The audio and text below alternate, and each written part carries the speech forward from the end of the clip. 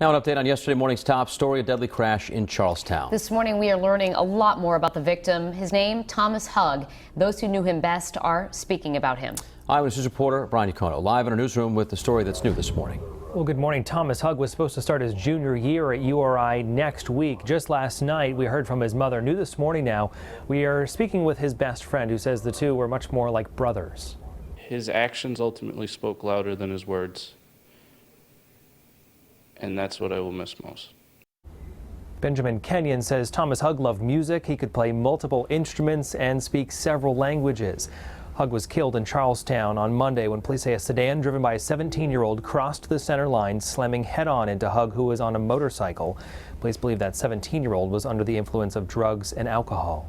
There's that part of me that, just feels the deepest anger I think anyone can feel. I won't say much to the light of the young man's actions, but they are nothing short of beyond stupid. As the hours pass, it's like a wave. 1 minute you're angry, 1 minute you're at a loss, because they're always your baby. You can't protect them, and I couldn't in this case. That 17-year-old driver was in court just yesterday. His attorney tells Eyewitness News now he's being held until another hearing scheduled for next week. In the newsroom, Brian Yacono, Eyewitness News. New details now on a deadly crash in Charlestown. Thomas Hugg was killed in the crash, and we are continuing to learn more about the victim from his mother and his best friend. Both of them say the young man had a bright future ahead of him. Eyewitness News reporter Brian Yacono live in our newsroom with more on what his loved ones are saying. Well, good morning. Thomas Hugg's mother tells us her son wanted to be a music education teacher. She was on vacation in North Carolina when she got the call Monday night from police that her only son was dead. In this graduation photo, Thomas Hugg is all smiles, standing alongside his mother, Jennifer. Today, she's heartbroken. I had a lot of hopes and dreams for his future.